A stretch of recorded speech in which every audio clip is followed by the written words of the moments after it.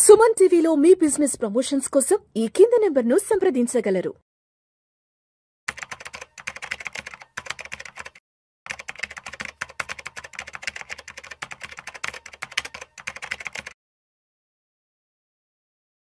నమస్తే, welcome to Suman TV. నేను విష్ణు. ప్రస్తుతంతో పాటు AMFI registered mutual fund distributor Veldi Chakradhar గారు ఉన్నారు.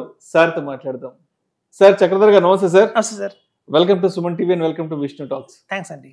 So Chakradhar garu, SIF specialised investment fund last 1 year గా వార్తలు రావడం జరిగింది.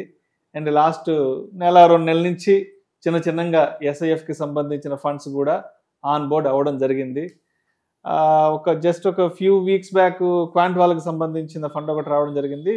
మొన్న ఎస్బీఐ వాళ్ళు ఒకటి అనౌన్స్ చేశారు. తర్వాత ఇప్పుడేమో ఎడిల్ వైజ్ వాళ్ళు ఎన్ఎఫ్ఓ ద్వారా వస్తున్నారు. సో మొత్తానికి ఎస్ఐఎఫ్ కి సంబంధించి కొత్తగా రాబోతున్న ఎడిల్ వైజ్ ఎన్ఎఫ్ఓ గురించి మన ఆడియన్స్ కి డీటెయిల్ గా తెలియజేయగలరు. యాక్చువల్గా ఎస్ఐఎఫ్ మనం చెప్పుకుంటున్నామండి. ఎస్ఐఎఫ్ అనేది చాలా బెస్ట్ ఫండ్ అని చెప్తున్నాం, బెస్ట్ కేటగిరీ అని చెప్తున్నాం. ఇప్పుడు కూడా చాలా మందికి తెలియట్లేదు ఎస్ఐఎఫ్ అసలు ఎందుకు అని.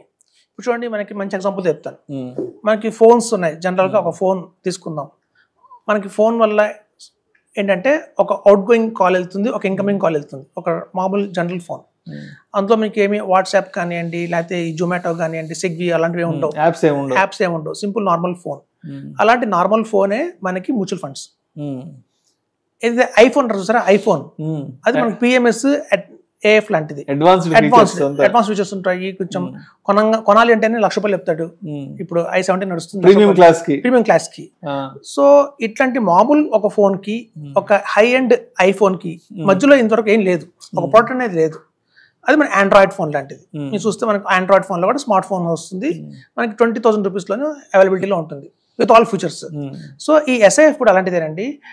బెస్ట్ ఆఫ్ ద బెస్ట్ ఉన్న మ్యూచువల్ ఫండ్స్ లో ఉన్న బెస్ట్ థింగ్స్ ఏంటి తీసుకొని, అలాగే మనకి ఎలాంటి మంచి ఫీచర్స్ ఉన్నాయి పిఎంఎస్ లో, అలాంటి పిఎంఎస్ లో ఉన్న ఫీచర్స్ అన్ని కూడా తీసుకొని ఈ రెండింటిని కలిపి వచ్చిందే ఎస్ఐఎఫ్.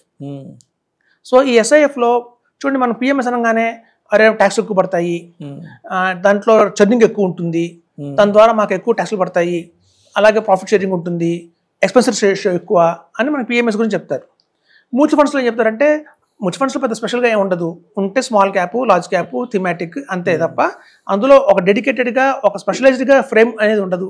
కాబట్టి అదొక నెగిటివ్ మన మ్యూచువల్ ఫండ్స్లో ఉంది. ఈ రెండింటిని క్వశ్చన్ చేస్తూనే వచ్చింది ఎస్ఐఎఫ్. సో ఈ ఎస్ఐఎఫ్ లో మనకు ఉన్న best of the best mutual funds లోనే ఉన్నాయి, అలాగే పిఎంఎస్ఏఎఫ్ లో ఉన్న బెస్ట్ ఆఫ్ ద బెస్ట్ ఉన్నాయి. మినిమం గా వచ్చి 10 lakhs అవైలబిలిటీలో ఉంది.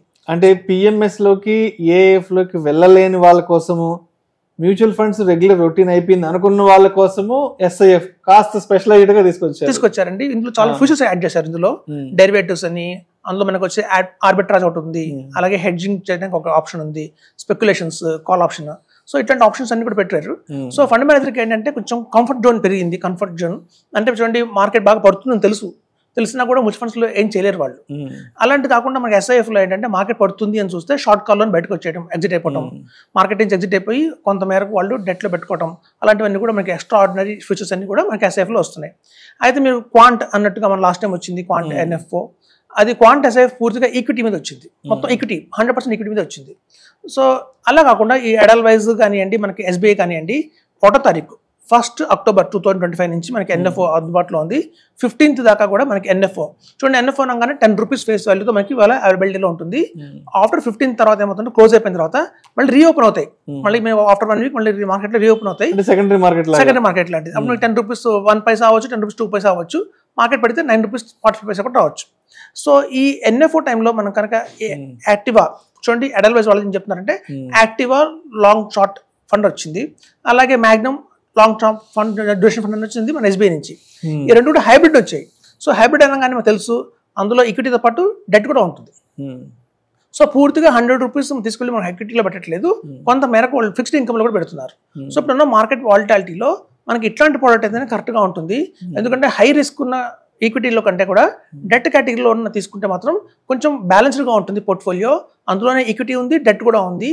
సో మీరు చూడండి, ఎడల్ వైజ్ వాళ్ళ దాంట్లో ఉన్న బెనిఫిట్స్ ఏంటంటే మనకి ఎస్ఐపి ఫామ్లో ₹1,000 కూడా యాడ్ చేసుకోవచ్చు. ఫస్ట్ మనం 10 lakhs పెడతాము ఫస్ట్ ఇన్స్టాల్మెంట్గా, తర్వాత ఎవ్రీ మంత్ కావాలంటే ఎస్ఐపి రూపంలో కూడా మినిమం ₹1,000 నుంచి మనం 2,000, 5,000 ఎస్ఐపి చేసుకోవచ్చు. అలాగే సిస్టమేటిక్ విత్డ్రావల్ ప్లాన్, ఇది చాలా పాపులర్ ప్లాన్, అందరికీ తెలుసు.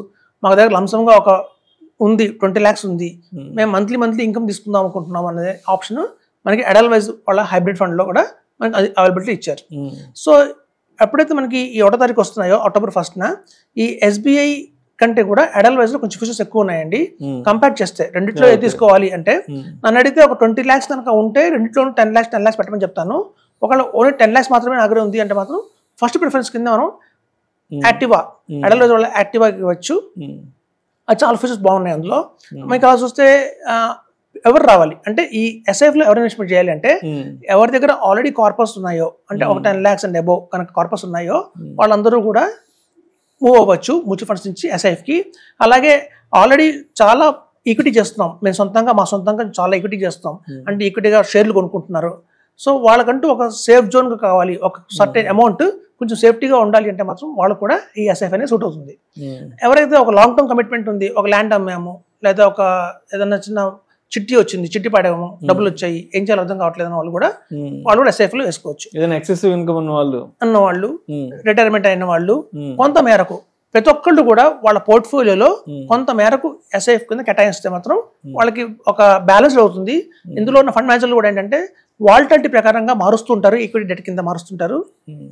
తద్వారా వాళ్ళకి లో మార్కెట్ పడినప్పుడు బియర్ మార్కెట్లో లాస్ అనేది తగ్గించుకునే అవకాశం ఉంది.